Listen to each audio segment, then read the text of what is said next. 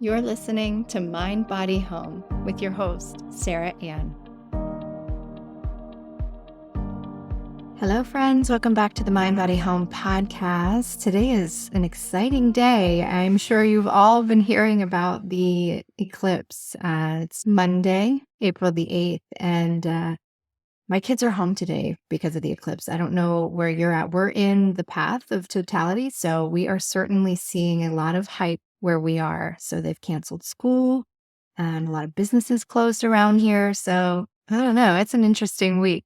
So before I jump into today's content around tips for lessening overwhelm in the home, I just wanted to say thank you to all of you who participated in the Declutter workshop last week. For those of you who couldn't attend live, you should have received a link to the replay. If you haven't, please make sure you reach out to me and I will ensure that you get that.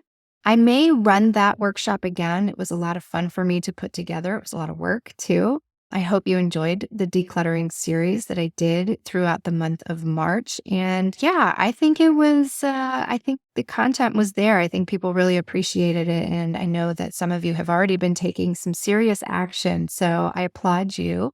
And I also just really wanted to extend my gratitude to you for following along on this decluttering journey. And I'm excited for what's next for you. This is step one in the work I do. So I know that it's only going to get better for you as you continue to move through this process. And for those who have signed up to work with me one-on-one, it's going to be an amazing adventure. And you're going to come out on the other side of this a completely new person and most likely a new home as well. So I applaud you and thank you. If you are curious about learning more about the workshop, you can reach out to me personally. Like I mentioned, I might run another one here in the next few weeks. We'll see. But you can certainly start your journey by checking out all of the episodes that were put out in March on the Mind, Body, Home podcast. There's 4 or 5 episodes specific to a decluttering journey. So go ahead and check those out if you're interested in learning more.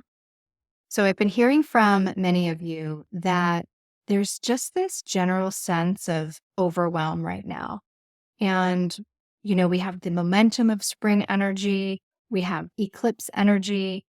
There's a lot of transition. There's a lot of momentum. There's a lot of polarity as well. Like just think about in the sense of the eclipse, the sun and the moon being opposites. We as humans are a microcosm of the universe, of nature, right? So we're also experiencing that sense of polarity in our lives right now. So it's really important to be mindful of that. And it's also really important to ensure that we have those intentions set for ourselves as this momentum starts gaining speed. It's important to reference back to our original intention because we can get pulled in many different directions and not staying true to what we want for ourselves. And I'm noticing that now. I recently actually just started a part-time gig for another business owner, sort of doing the back end office stuff that I know how to do as a business owner and just helping him get some processes in place and get him caught up to speed. But he's in landscape design. So there's all these opportunities coming at me as in other ways we can also work together and support each other. And, I'm finding that it can pick up speed and there's all these distractions and these, shiny objects that I could be grasping at. But I keep coming back to what are my goals? What is my intention for my business? Was getting a part-time job to make connections? No, it was really just to get a small, steady income as I build my business in a new state.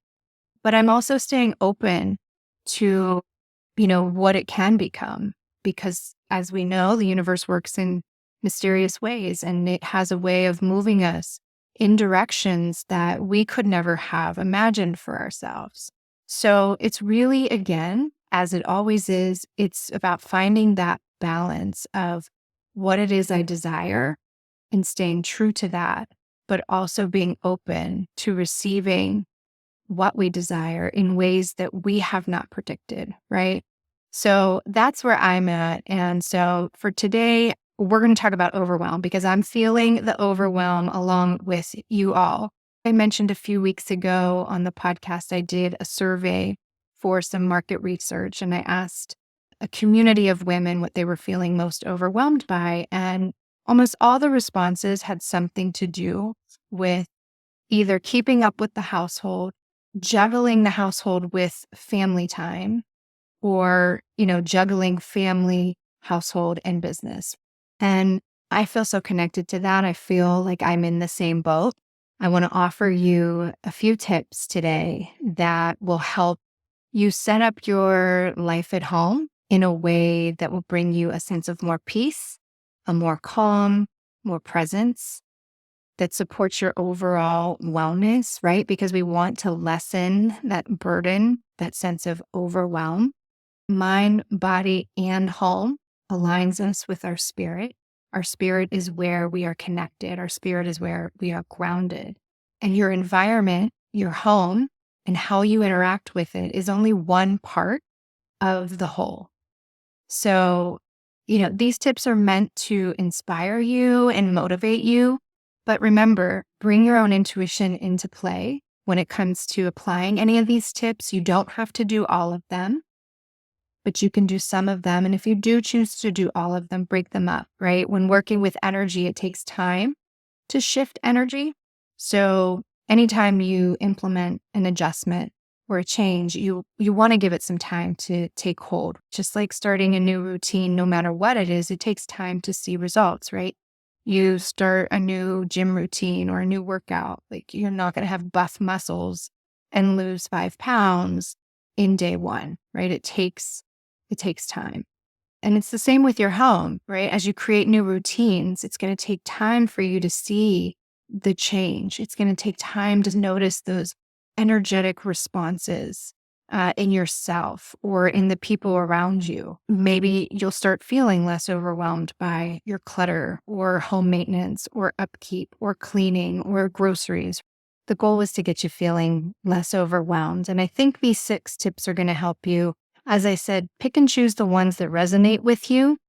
You can do them all, just take your time. The one recommendation I do have, though, is to give yourself 30 days. So let's just dive in with tip number 1. Tip number 1 is getting clear on what is exactly overwhelming you. And don't make this another task, okay? Just write it down, ask yourself the question, write it down. Talk it out loud with a partner or with a friend that's supportive, right? When I speak with other people or my clients, for example, they're overwhelmed with daily routines like their laundry, piles of paperwork, clutter. I just talked about the whole decluttering series, spending time with family versus their housework. Huge for moms with young kids. Maybe you're overwhelmed by your kids' toys or art supplies, right? It could be anything, or it could just be you're overwhelmed with your work. Maybe you're working too much, or you don't have systems in place to keep your office environment steady. Maybe you're overwhelmed with grocery shopping and making the list and what to cook for dinner, right? These are all things we all struggle with, but for everyone, it's a little different on how these things weigh. So getting really clear on what is exactly overwhelming you right now at this time in your life. Just writing it down alone is going to release a little bit of the pressure, right? Getting it out of your head, which is always what the mind is doing. It's always tasking what needs to be done next. So it's about getting present, getting out of your head. Tip number 2 is to narrow down your list. What are 1 to 3 routines that you can add that will help you with this sense of overwhelm? Okay, some examples would be, could you wake up 30 minutes earlier to get in a daily home maintenance routine, like clearing off the kitchen counters, making your coffee, putting dishes in the dishwasher or emptying the dishwasher, throwing in a load of laundry, making your own bed, fluffing the pillows on the couch, folding the blankets from last night's movie, ensuring the dining room table is neat and orderly. Like, these are all things that we could do within a really short period of time, especially once we have our routine in place and we've been doing it for a few days. And you don't have to use these 30 minutes to tend to the home, okay? Do you need 30 minutes just to yourself to just sit and enjoy your coffee quietly before everyone else gets up? Do you want to use 30 minutes to journal or meditate or even just read? I do a variety of all of these, by the way. I'm not a solid meditator. I might do 20 or 30 minutes of gentle stretching. I don't do yogic routines. I do intuitive yoga. I do what feels good. One day it might be that. One day it might be reading some inspirational material. Another day it might be conversations with God. That's what I call them. I was never really good at committing to a journal practice, but I do have conversations. I'm very auditory. I think I talked about that a few weeks ago. I love just talking out loud. So just the point is these 30 minutes are really just for you, and utilize them in ways that you think is going to offer you the best rate of return, right? Like, what is this 30 minutes going to do for you? Is it going to get you ahead a little bit in your day before the kids are up or before you have to run to work? If you're running to work, that's certainly contributing to your overwhelm. So just think about your daily routine, especially in the morning. What can you do in 30 minutes? Tip number 3, after you've gotten clear on what's overwhelming you, you have 1 or 2 new routines you're going to implement. I want you to plan something fun to do or to buy or whatever at the end of the 30 days. It can be as extravagant as a vacation. It could be something as simple as a morning at the library. It can be buying yourself a gift.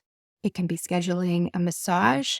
It could be scheduling time with a friend to catch up over coffee, a trip to the museum, or any other place that interests you, right? This is a great exercise that I do, is keeping a running list of things that I want to do and places I want to go to, right? Like I keep a notepad right on my phone, and anytime it just pops in mind, I add it to my list, right? When I think of that friend or an event I saw on Facebook or a place I'd like to travel to, it goes on the list, right? So the point of this exercise is to get you excited for your reward at the end of 30 days. It's really important to reward ourselves, to notice where we were and where we are now. My last 3 tips are focused primarily on the home itself. So tip number 4 is we're going to enhance the health center of your home. This is located literally in the center of your home. So locate where that is and just know that this is really where we start. This is where I start with clients, because without optimal health, like we can't really do much of anything, right? So we want to enhance this center to support our new efforts here and give us the grounding that we need and the support, because this center is represented by the earth element and of the sun, but the earth element, that gives us stability and grounding, which is, it's what we need when we feel overwhelmed and unstable. We don't feel connected to our own sense of source. So we're going to put some attention on the health center. And the first thing you want to do is obviously ensure that the center of your home is clean and it's clear of clutter, right? Make sure there's adequate light. If there is, add a plant. They can be artificial if you don't have enough lighting there. You can add in colored objects such as yellow, terracotta, even greens and greenery from live plants. Depending on where your health center sits, you could add bowls of fruit, colorful fruits, artwork that depicts, that earth energy, the sun, the stars, sunrises, sunflowers, wildflowers. These are all great examples of things to bring into that health center. You do not need to bring all of that in. These are just some ideas of things that might resonate with you, right? So it's all about what is it that you would like to see there. For my next tip, I want you to focus on your kitchen space. So the kitchen, this is an area we spend a lot of time in, right? It's known to be the heart of the home. So you want to ensure that it's functional and, again, clear of clutter. The kitchen might be one of your areas of overwhelm. It might be on your list. So this could be great for you. This exercise is one of my favorite tips of all, and it's very easy to do. And it is honestly one of the most powerful. I want you to get an empty box and I want you to go through your kitchen and I want you to put everything in the box. small appliances included. I'm talking toasters, coffee pots. Maybe you have papers. Maybe your kitchen counters are sort of the dumping ground for everybody's things. That's common in our household. Maybe you have fruit bowls and you have spices and you have racks and you have little whatever. Everything goes into the box. After everything's in the box, we're going to get the box out of the kitchen. We're going to wipe down the counters, the backsplash, all the appliances, and the stovetop. In Feng Shui, the stove holds the energy of prosperity and abundance, right? Because in many cultures in the past and even present day, food is this indicator of wealth and generosity, right? Those who host for their family and friends with an abundance of food was a measurement of success. And so since your stove and your fridge, by the way, which I'll talk about in a second, they represent that feasting process. So it's really important that these appliances in particular stay clean and clear of debris and expired food. Make sure make sure your fridge is cleared out with expired food. Once all of that is done, first step back and appreciate it, right? Because it is a powerful visual to take in the clarity that you receive by just wiping down and removing everything on the countertops. Because when we walk into a space, we're focused right on everything that's laying out. So after you take it all in, you can start bringing back in those things that go on the counters, but be really mindful of what goes where and what stays and what goes. This is where you can add your fresh fruit bowls. A fresh vase of flowers or herbs are great for the kitchen. You can get as organized as you'd like here. Maybe you're really enjoying this. I mean, the kitchen counter exercise is a great exercise alone, but this might really inspire you to now go through cabinets and drawers in the pantry and really start to clear out some things in the kitchen. Again, this is a place we spend a lot of time in, and this exercise of clearing the countertops, great exercise in getting clear and feeling accomplished, okay? Because again, it's about those celebratory moments too. So the kitchen is a really great space to put some attention on in this 30 days. And so tip number 6 is a focus on your bedroom. If our kitchen is where we spend most of our daytime hours, then our bedroom is where we spend most of our nighttime hours. And so, of course, I love that polarity of day and night, just like the reference earlier to the sun and the moon. We're always striving for balance. And so we can find our balance in these really intentional and mindful ways. So I love focusing here on the kitchen and the bedroom within this 30-day time frame to work on our balancing act. Because remember, when we are feeling overwhelmed, we don't feel balanced. We feel out of control. Life feels chaotic. So these two in tandem is going to be really powerful for you. If we're feeling overwhelmed, we don't feel restful. And the bedroom is that one place where we really should feel restful. It should be relaxing. It should be rejuvenating. You should feel great when you wake up in the morning. But for some people, the bedroom is really overwhelming. It's the complete opposite. There's laundry dispersed all over. There's piles of clothing on the floor or hanging on furniture.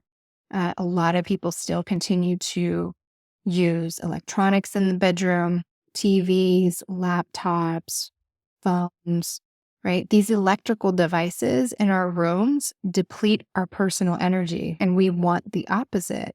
We want to feel rejuvenated and refreshed. We don't want to feel depleted. So it is best practice to remove these items from the bedroom. Even workout equipment, I've seen bikes and treadmills in bedrooms typically not being used. Like, this is where clothing gets thrown onto. And from an energetic standpoint, we're unconsciously stimulating our brain with that equipment in our room. So decluttering is a really big focus here if some of these things show up in your bedroom. And just like we did with the kitchen, do that same exercise. Remove everything except for your main pieces of furniture from the bedroom. Move the piles of dirty laundry to the laundry area. Clean clothes can be folded and stacked and placed elsewhere for the duration of this process, okay? Clear off your dressers, nightstands, furniture pieces like chairs, stools, benches. Even removing artwork from the walls, we have to remember that things that we look at every day, we really take it for granted. Our subconscious is registering those things all the time. So remove the artwork, give your eyes some space to breathe and sort of take in a new blank slate. Remove your bed sheets and linens, give them a really good wash. I mean, who doesn't love getting into freshly washed sheets? I know that's one of my favorite things in life. And next, take inventory of everything that you've removed and really assess and discern what you want to put back in your bedroom. Take a mindful approach to this. Do you love the items that you've had sitting on your dresser or your nightstands? Do you love the clothes that you have? Or do you have too many and not enough room to keep them put away in an organized fashion? Like, are you over that? Is that overwhelming you? The other tip when it comes to bedrooms is to ensure that your bed is facing the door, but not in direct alignment with it. Just like the stove, our bed is also a power position for our personal power. We want to feel in control of our environment. And when we sleep at night, we are most vulnerable. So being able to see the doorway is a huge factor in the bedroom. But I did an episode on bedrooms specifically that talks about things like this. So you can go ahead back and listen to that if working on your bedroom is an area that you'd like to put a little bit more energy into during your 30-day practice. So these are my 6 tips for lessening overwhelm in 30 days. And remember, do not overwhelm yourself with trying to do all of these. Maybe you choose to break them up into 1 or 2 tips a week. Maybe week 1, you're getting really clear on what is overwhelming you and you're thinking of unique ways to implement some new routines. And then maybe the second week, you focus on that health center and you're really focused on decluttering and cleaning, right? Everything stems from that center, okay? Just like a sun and its rays extend outward, that is sort of the metaphor for the health center. And then maybe week 3, you do the kitchen. Week 4, you do the bedroom. And then you have your exciting 30-day reward. Remember, invite your intuition, stay present. This process is intended to be a mindful process. Notice any thoughts that start coming up. And also hold your intention that by committing for your 30 days, you're transforming your energy and the energy of your home. You want to live more peacefully, right? And this isn't just for you, but this is for your whole family. Pay attention. Notice how you feel in your body or how you feel at those times of the day that seem to be a little bit more stressful. For me, that's when the kids get home and the husband's getting home from work, right? It's time to start dinner and we've got homework. Take note of what moments those are for you. Maybe it's the evening. Maybe it's getting the kids ready for bed and you're just tired, right? You're tired. You don't have the energy for the shenanigans that go on at 8:30. Okay, just notice when you feel most overwhelmed, write that down in your step 1. And then at the end of the 30 days, see what shifts. It's really important to notice the shifts that we make so that we know we're making progress. And I guarantee you this is going to shift a lot for you in just a very short amount of time. So I'm excited for y'all. And please report back to me what comes up for you. You can always reach me at Jade Scott Design on social. You can always email me, jsd@jadescottdesign as well. Until next time, my friends, I'm sending you much love and gratitude. Thank you so much for listening. This episode is brought to you by Jade Scott Design. Jade Scott Design houses a collection of services, products, and content that are aimed to support mind, body, and home. If you're interested in exploring your relationship to home on a deeper level, be sure to check out our website. Offerings include our signature elemental interiors decorating services, as well as mind-body-home alignment sessions. In addition, be sure to also take a look at our home decor line, Shop Elemental. All of this and information on the Mind Body Home podcast can be found at jadescottdesign.com.